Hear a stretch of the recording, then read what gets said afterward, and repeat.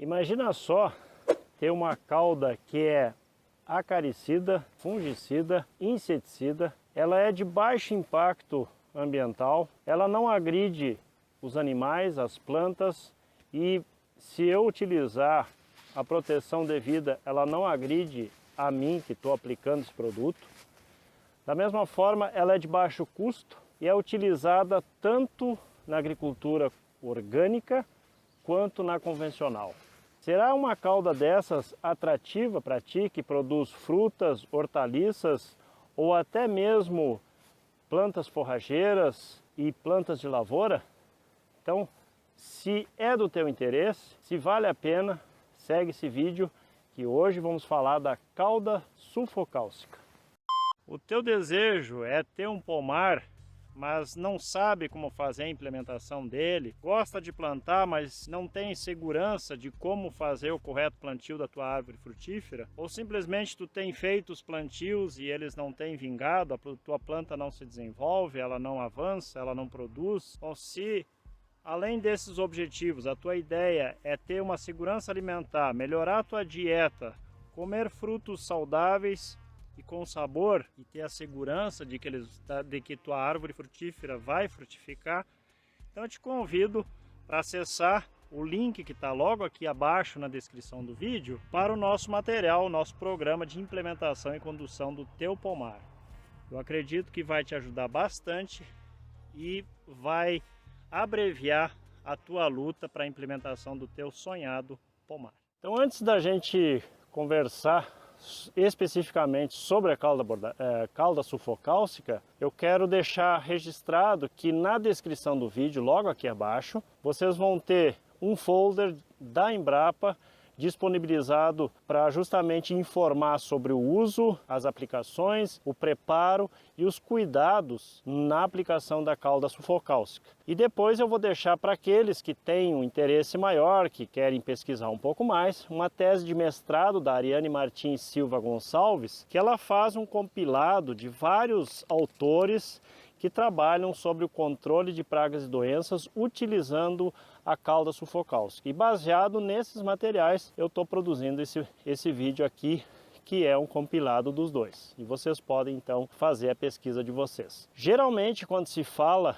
em cauda sulfocálcica, lembramos das parreiras, né? Eu estou aqui no nosso pomar de videiras, condução em espaldeira. É nessa época agora que nós fazemos a aplicação da cauda sulfocálcica, o famoso tratamento de inverno das frutíferas de clima temperado, que é o período ideal, ou melhor dizendo, é o período que deve ser aplicada a cauda sulfocálcica. Ela serve tanto como um fitoprotetor, porque ela provoca uma pequena queima dos musgos, dos líquens, ela ataca várias cochonilhas, ácaros e algumas doenças também presentes nessas frutíferas. Então, nesse período é o período de dormência, é o ideal da gente fazer essa aplicação. Da mesma forma, dependendo da diluição que a gente utilizar, ela também vai servir como um fertilizante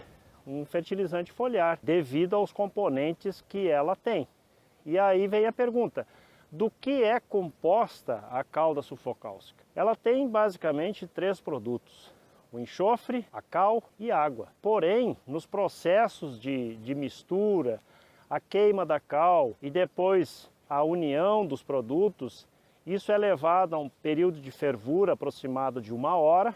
É um processo quase alquímico quando se faz o preparo dessa cal, mas na verdade são apenas 3 ingredientes. Depende sempre da dose que nós vamos utilizar para ver a utilidade que nós vamos dar a ela, né? Então, como eu disse, pode ser tanto um fitoprotetor como pode ser um adubo foliar.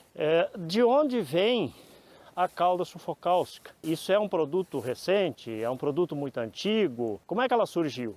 Bom, a gente tem registros históricos de que o enxofre e a cal eram utilizados em fumegações, o pó deles, então faziam-se borrifamentos desses pós em algumas plantas para controle de insetos, ou mesmo os cereais que ficavam nos paióis também eram borrifados com esses dois produtos, enxofre e cal, lá no século 18, 17, 18. E depois, com a evolução e das famílias nobres que tinham as expedições para a América e o continente africano, eles vinham trazendo muitas plantas nas suas viagens. Eram famílias de bastante posse. E junto com essas plantas vinham também alguns insetos. E esses insetos precisavam ser combatidos, e o combate principal era utilizando enxofre e cal. No século XX, até aproximadamente 1940, quando já evoluiu a questão de algumas máquinas e equipamentos, pôde-se então fazer as fumigações líquidas. Então se misturava o enxofre e a cal em água, ali então se faziam as aplicações da cauda sulfocálcica, surgindo assim a cauda sulfocálcica. E isso foi até meados do final da Segunda Guerra Mundial, e aí vocês já sabem, com o advento da Revolução Verde, os produtos que sobraram do período pós-guerra viraram os famosos defensivos agrícolas que nós temos até hoje. Então esse seria o histórico da cauda sulfocálcica até os dias de hoje. Pensando em quando usar, eu parei agora, deixa eu chegar um pouquinho mais perto aqui, eu parei no pomar de pêssego e vocês veem que ele está florescendo. Em épocas de florescimento não se aplica a cauda sulfocálcica. Ela vai queimar as flores e vocês vão ter um abortamento de flores e não vão ter frutos. Então já fica na memória. Em plantas que estão em florescimento não se aplica a cauda sulfocálcica. Eu falei lá no início que a cauda sulfocálcica ela é utilizada tanto para cultivos orgânicos quanto convencionais. Isso é fato. A pergunta é: eu posso utilizar no cultivo orgânico em qualquer situação? A resposta é não. Ela é liberada com restrições para cultivos orgânicos. Então não é sempre que eu vou fazer uso da cauda sulfocálcica e nem devo. Ela deve ser utilizada de forma esporádica para alguns controles, como um fitoprotetor ou então como um fertilizante foliar, que vai ajudar na proteção das plantas e prevenir contra alguns ataques de doenças. Porém, esta aplicação ela precisa garantir lá no final que não haja qualquer resíduo no produto a ser consumido, como preconiza a agricultura orgânica, né? Quais são os cuidados que nós precisamos ter no processo de uso e de aplicação? Para quem já nos acompanha no Instagram, eu já deixei vários materiais lá hoje, ou melhor dizendo, para vocês vai ser semana passada, a hora que for divulgado esse vídeo, demonstrando os cuidados que nós temos que ter, porque tanto o enxofre com a cal, os dois juntos produzem uma cauda altamente alcalina, é uma base, é tipo uma soda cáustica, ela queima e ela é corrosiva. Então eu preciso cuidar na hora de aplicar os produtos, na hora de eu fazer a mistura, seja para um pulverizador costal, seja para um tanque ou uma outra ferramenta, aquele aplicador que nós construímos para facilitar o uso de aplicação de defensivos, vocês precisam se munir de luvas, um macacão de proteção, de preferência um avental, botas, máscara e principalmente um óculos de proteção, para que isso não pingue nos olhos. Da mesma forma, existem outras questões que eu quero deixar registrado. O folder que eu passei para vocês, ele explica como fazer, mas hoje nós temos já muitas opções de compra dessa cauda, então vocês não precisam necessariamente preparar ela. Ela é de baixo custo e o processo de fabricação ele é um tanto complexo, então eu recomendaria vocês adquirirem ela. Nós temos hoje galões de 1 litro, temos de 5 litros, 10 litros e para consumos maiores, como a gente faz aqui, nós utilizamos a compra de galões de 200 litros. Esse produto precisa ficar sempre fechado, em local escuro, ventilado. Eu recomendaria então vocês adquirirem, e para fazer a aplicação, as temperaturas ideais giram entre 15 e 30 graus, não acima de 30 graus e nem temperaturas muito baixas, principalmente quando há previsão de geadas, porque isso vai causar a chamada fitotoxicidade, que é a queima de materiais, de tecidos do vegetal, e pode até ocasionar a morte de uma planta se ela for uma planta jovem ou que não está tão bem estruturada. Outras questões importantes. Eu estou justamente agora caminhando num pomar de citros, onde a gente utiliza também a cauda sulfocáusica e usa muito bem. Vocês veem que as plantas estão abertas. Essa aqui é a cultivar murcote, a tangerineira, né? É um tangor, e isso é importante vocês terem em mente. Plantas muito fechadas, com a copa muito densa, vocês primeiro vão ter que fazer uma poda, uma abertura de copa, para abrir ela um pouquinho, para que haja entrada de luz e para que o produto realmente penetre dentro dela.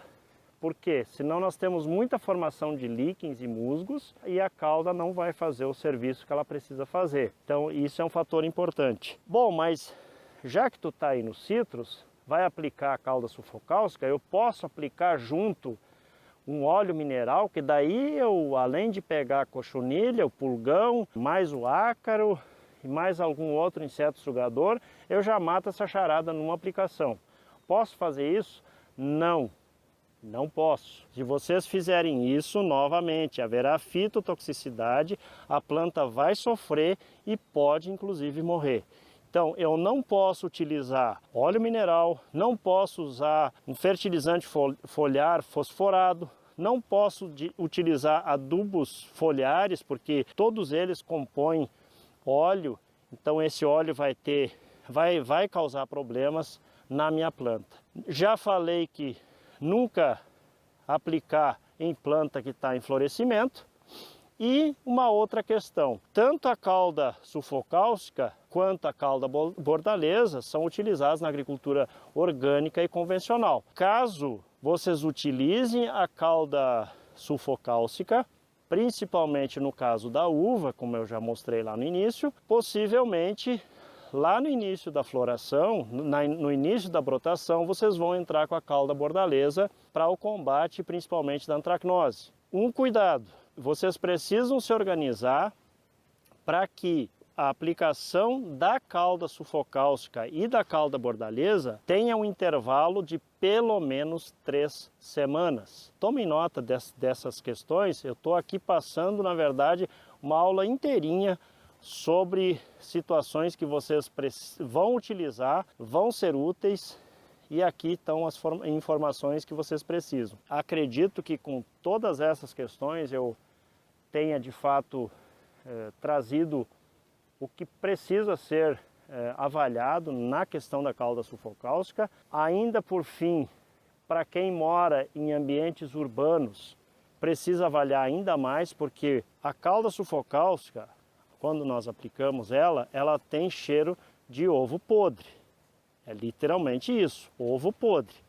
Então, se tu tem um vizinho que tu já tem algum problema com ele, avalia bem, porque esse fedor vai ficar pelo menos por uns 3 dias, a não ser que chova, e aí o cheiro vai ser minimizado. Então avalia isso também, porque aqui a ideia não é ludibriar ninguém. A questão é que o cheiro dela é esse mesmo. Claro que há defensivos com um cheiro muito pior, que causam dor de cabeça, náusea, vômito, e as pessoas nem se questionam se vão aplicar ou não. Esse, apenas o cheiro, que realmente é muito ruim. Acredito então assim ter ajudado vocês. Qualquer dúvida deixe nos comentários e a gente se vê numa próxima ocasião. Um forte abraço.